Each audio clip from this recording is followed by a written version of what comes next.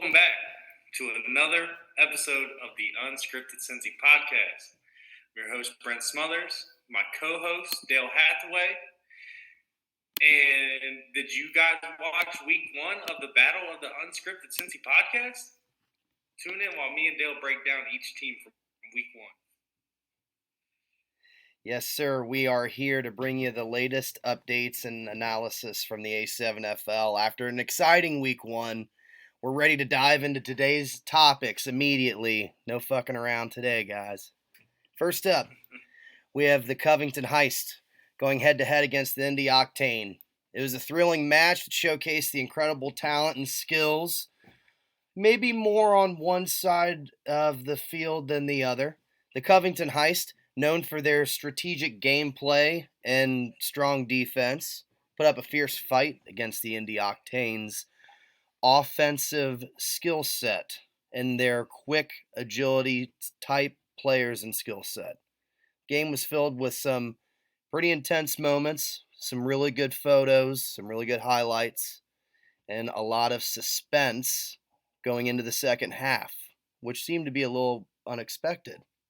Would you like to put in a little bit of your input, especially specifically on the second half, Mr. Smothers? Indianapolis Octane, listen here right now. If you guys don't go to Golden Corral, find a couple fat dudes to stand there and just be a body, bro, I'm going to freak out.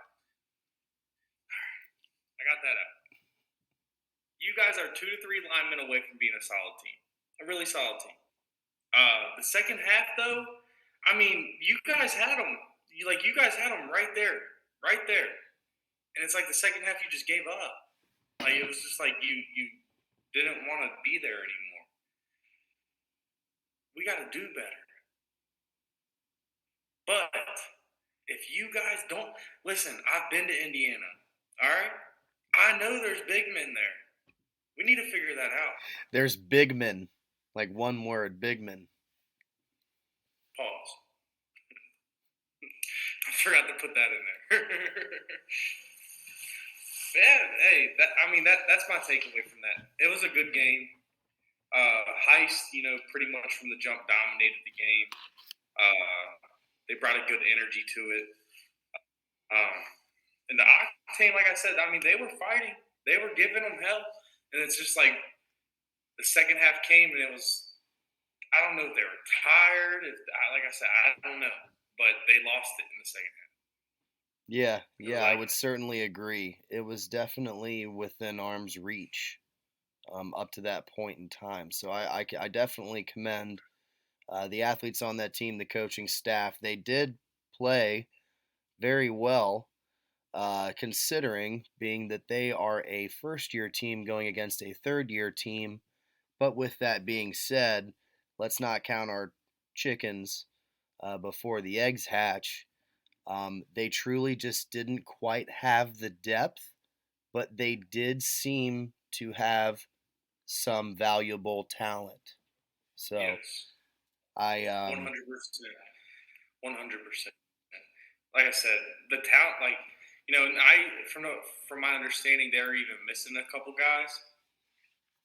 And I think, I got to see them again with them couple guys.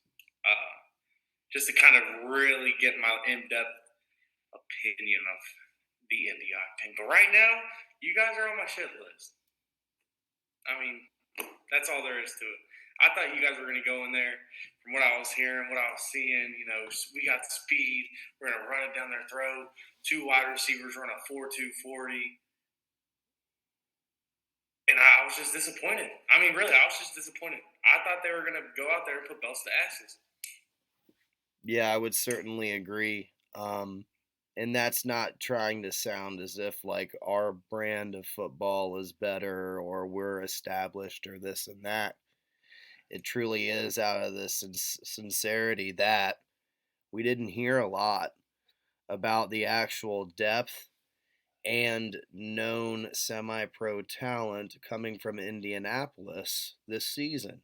It certainly was a question mark.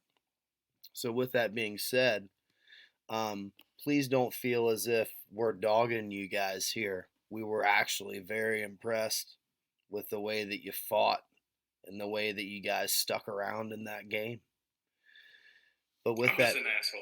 but yeah, and with that being said, like there was a couple of players on the heist that performed very well. Hunter Miller had a dang near um, a very high passer rating type of prolific day. A very good day to start off his, which will be a long and industrious A7FL career with the Covington Like Heist. Johnny Manziel out there. He looked good. I'll commend him on that. And then our boy Darius Chapman, ISO entertainment specialist, but also plays ball on Sundays. He had over 100 yards rushing. Very nice. Very nice work.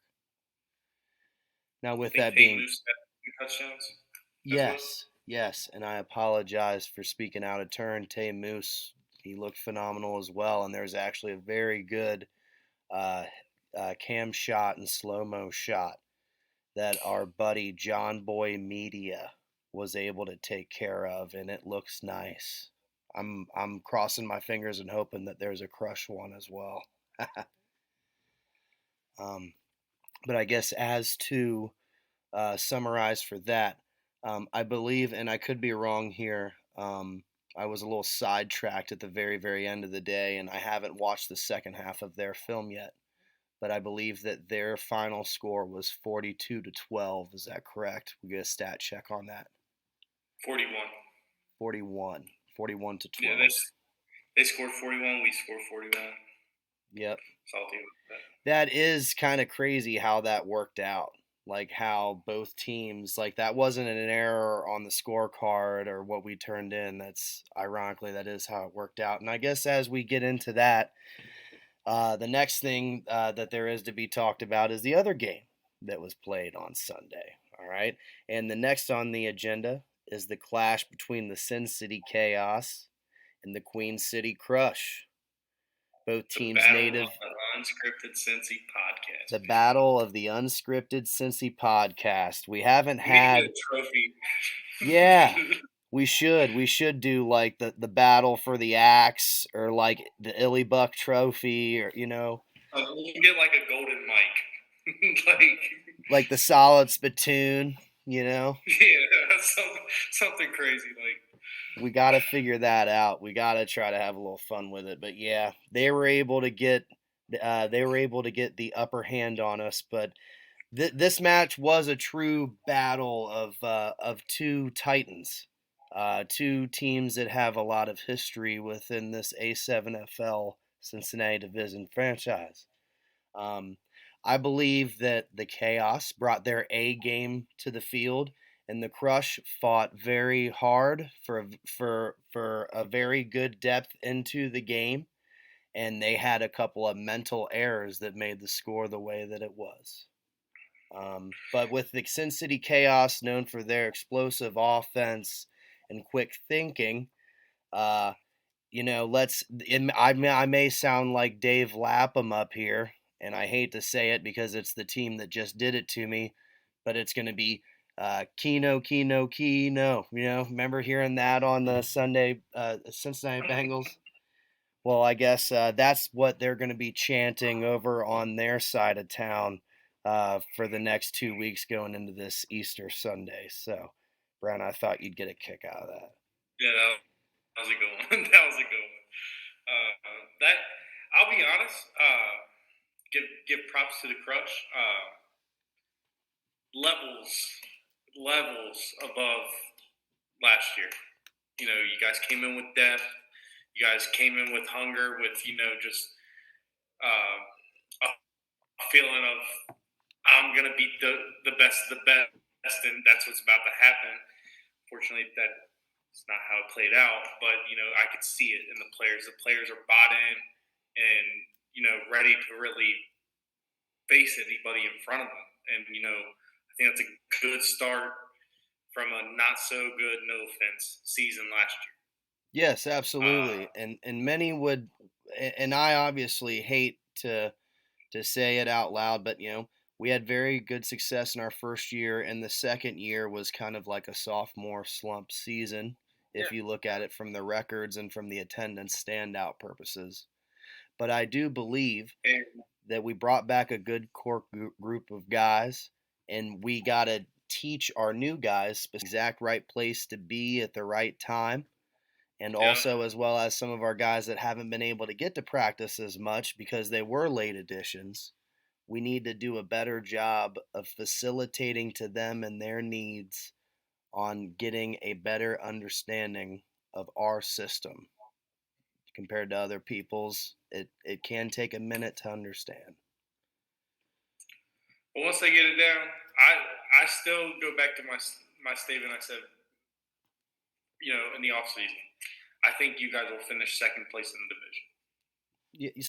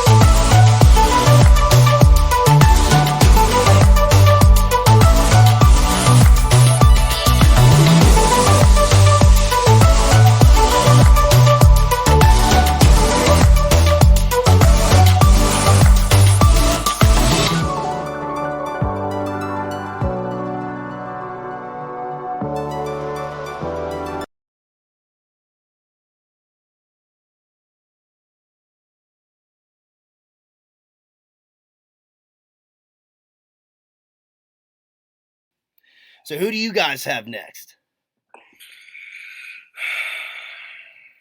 The Columbus Explorers. Bro. Oh man, you better mark it an L.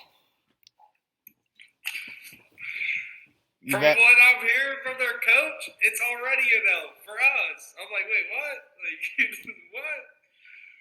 Yep. So here, like, in my inbox, like, I got some drinks on my sleeve. I got you. I got your number. I'm like, okay. Well, that's cool. We'll just have to see about that one. They're actually coming down here to Woodward, and where we are looking to put a belt to as pause.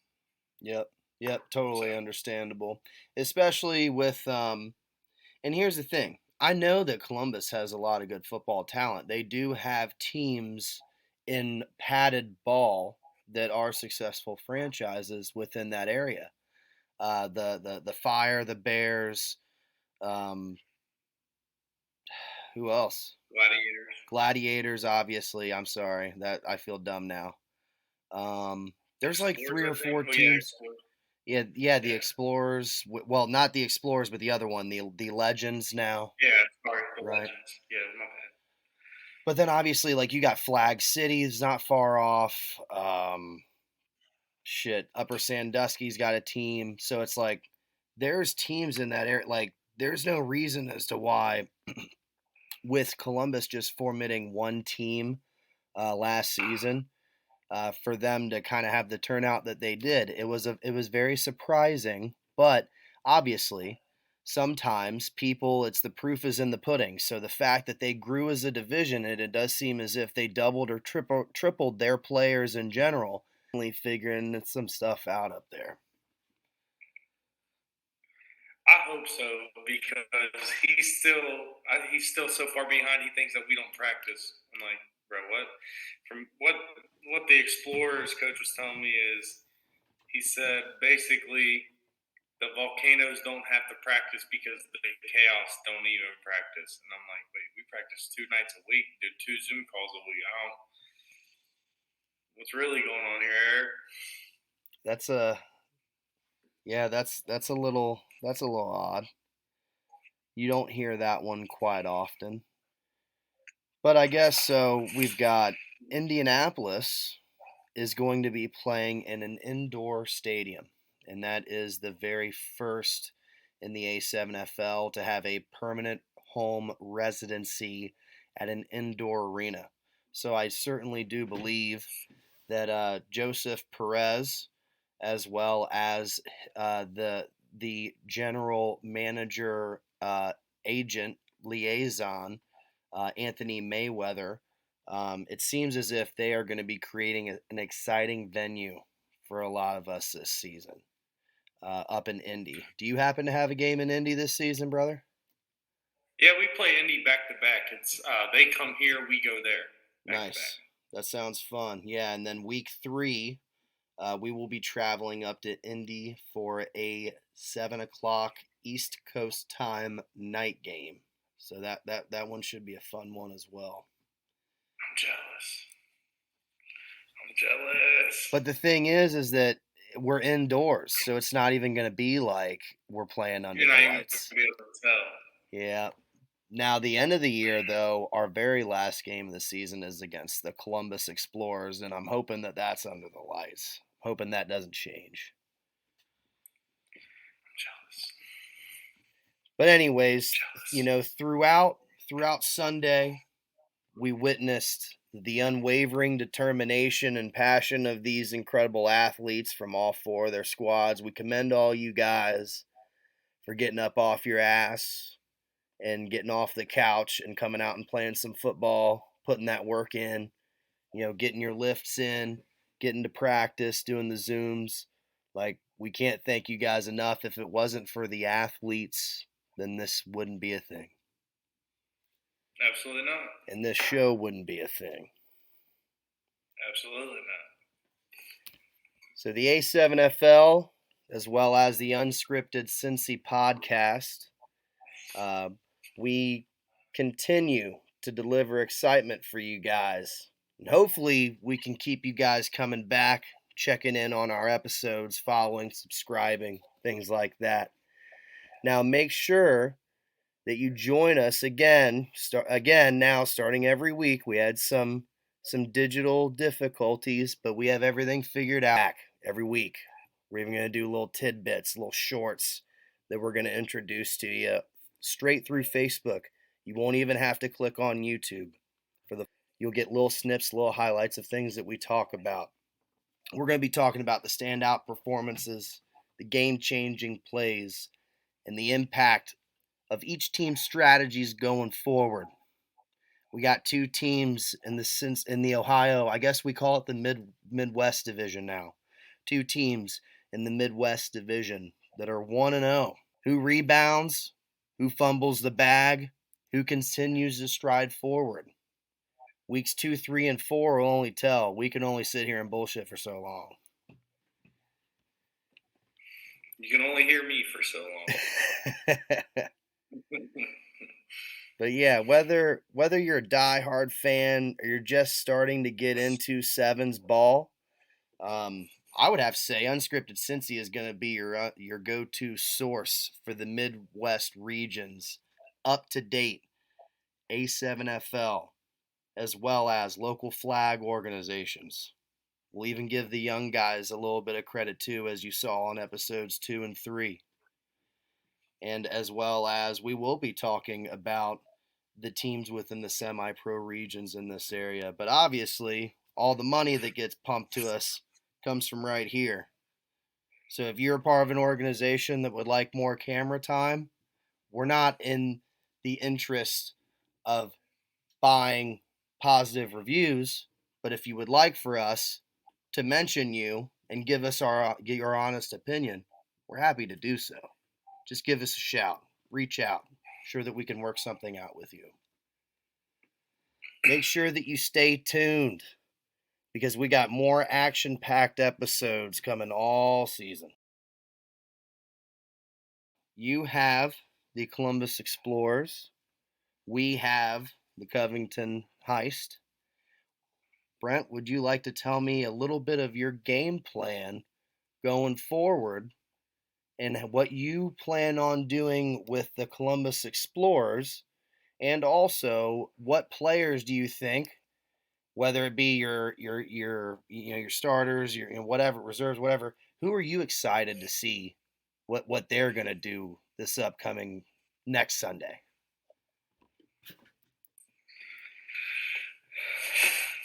Philip Banks, I want him to go harder. Pause. I feel like he only gave me a little snippet of what he can do. As well as JT Daniels Warren, one of my young rookies, showed some promise, on Sunday, and I'm thinking, now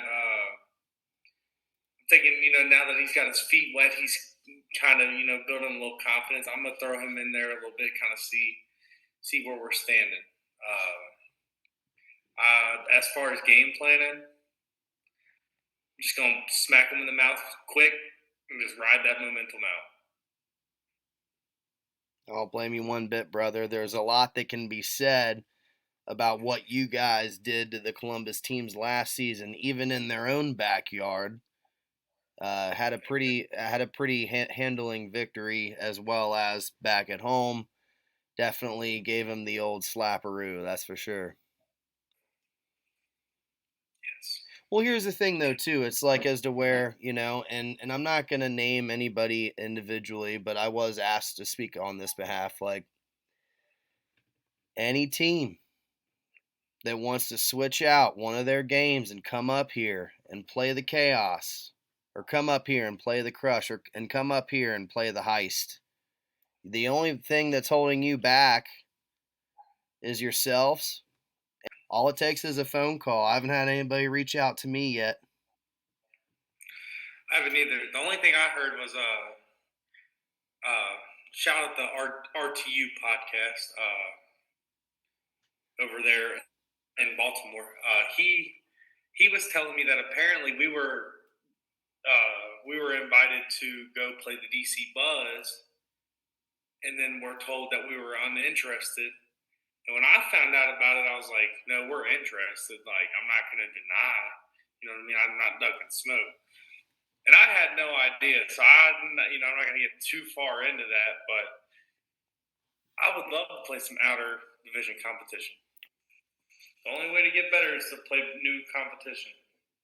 Yep. So, with that being said, sounds as if you guys are coming in confidently. You'd like to see a couple of players step out. What's one player that maybe we don't talk about that you think is going to have a big impact on this upcoming game with the Explorers? Lester Robinson. Lester Robinson. Tell me about him. Okay. I know who he is, but tell the audience. This man, Lester Robinson, he's number 36 for the Cincy Chaos. And this man is built like a fucking tree stump. Like a tree stump. I think he's one of them players where he's just naturally, like, good. You know what I mean? Like, it just comes natural to him. He's one of my rookies in this, too. And he got his feet wet. And he told me that this shit's really fun and he's enjoying it. So I feel like same thing kind of with Phil. Like, I feel like we just kind of got a taste of what he's about. This sounds bad, but I'm hoping somebody in Columbus really pisses him off so I can see what the hell he can do. Yeah. To be honest. That's cool. It's my breakout. I think he's gonna have a breakout game. I'm definitely gonna be looking into that. That sounds great. So and that's funny that you say that because you're right. Yeah, as for the QC Crush, I believe that with this upcoming game and our preparations for the heist, like I'm looking at this game on the schedule, and I'm also looking at my overall career with the heist, and I'm 2-3 against them this current point in time as a player. That isn't gonna fucking cut it. We're locking it in. It's fucking happening. All right. This is it. This is it. I do genuinely believe that we are going to have a very successful up and coming Sunday. I've got no idea what the score is going to be, but I've got a feeling it's probably going to be a lower scoring game, and it's going to be a defensive absolute fucking battle. Ball's going to be won. The game's going to be won on defense. I'm thinking it's going to be 23 to 14 QC Crush. I could see a score in the 20s or 10s very, very easily. Yeah. I'm looking at this game and I don't see any more important game on the schedule than the next one. They threw you guys the gauntlet, dude. Yeah. Like they're like, all right, chaos, heist. Like we're just gonna start you off with the ringer real quick, get you done, and like see how you hold up. Yeah, I could be wrong, but yeah, they didn't do us a ton of favors, at least in our first game. But hey, gotta play everybody eventually, so I'm all for it, man. But I guess a couple of players that I'm looking forward to seeing them step up. So we've got a guy in Theo Smith, number 8. He also plays with the Northern Kentucky Wolfpack. Him and I used to play flag football together years ago with the Alpha Males. Shout out to Dan. I'm very excited to see what he's willing to do and ready to do to the heist. A lot of those guys on the heist he plays with the Wolfpack. And I know that he's got that game circled on his calendar, just as many of our other players have it circled on their calendar as well. And what he's able to do in the up and coming game. Also, I would say the transition for Casey Krause and Raymond Quo from the Queens game to the American style of play. I thought that they both transitioned very well. Both of them, I think, did a very, very good job, and I'm excited to see them get more comfortable over on this side of the ball. I mean, everyone's played football. You're from the United States. But if you're just not as quite familiar with it, as of recently, it takes you a minute to get your feet wet again. A little bit, yeah. Get used to the techniques and the different play styles of what's going on around you. Absolutely. I totally get that. And then we got our quarterback's feet wet. He got broken in. He actually he faced a very, very, very tough defense comparatively in our division in his very, very first matchup. So commend him for being a leader the whole time. It would be easy for him to kind of get negative towards the end or whatever, and he never did that. Sucks. Sometimes you got to take it to the chin, get back up. All right, let's go. I can't lie, that flea flicker got me for a second. I was like, I saw you there. I was like, okay, they're about to try a double pass on me. Like they're about to try something crazy. And I saw you take the ball, and I was like, I know damn well Dale is not running this fucking ball. So I was like, okay. I saw you flip it back. I was like, flea flicker. Like, come on. We were that close. Yeah, no, exactly. Like, and that just kind of shows, like, hey, even Goliath is human. Every so often, you might be able to catch somebody on one play. So somebody slipping a little bit, yeah. That comparatively with a couple others, and then as to where one or two mental executions, game could have been a little bit closer, and I will expect it to be a little bit closer come into the season. It's not your guys' fault you were dealt with the hand you were dealt with. You know what I mean? Like, they couldn't have been like, hey, let's give them the Volcanoes game 1. Kind of get them, feeling the chemistry, get in the warm-up. You know what I mean? Get spirits high. Then let's go to the heist. Then, you know what I mean? Like, give us less. I'm not trying to sound like that. I'm saying, like, give us less so that way your team's hot, ready to fucking, you know what I mean? Like, Oh yeah, you're yeah. not just thrown to the fucking wolves of week one. Like, No, yeah, I completely agree. But yeah. So long story short, we've got those are the big anticipated matchups. There will not be a competitive league playing games on that day, so we should be expecting full rosters from all the teams. I'm really excited. So it's the Sunday that's after Easter. Game one is going to be QC Crush versus the Covington Heist. And then game two is going to be your Sin City Chaos versus the Columbus Explorers. But yeah, just as a quick exit for everybody, just remember to like, subscribe, and try to share some of our content that we provide with the A7FL right here on the Unscripted Cincy podcast. And thank you for joining us. We're going to bring you the latest up to date news and honest expert opinions. Got any final words, Brent? Indy Octane, get some fucking linemen. Well, all right. Well, yeah, man, my name's Dale Hathaway, and right here is Brent Smothers. We're signing out, y'all. Y'all have a good rest of your day.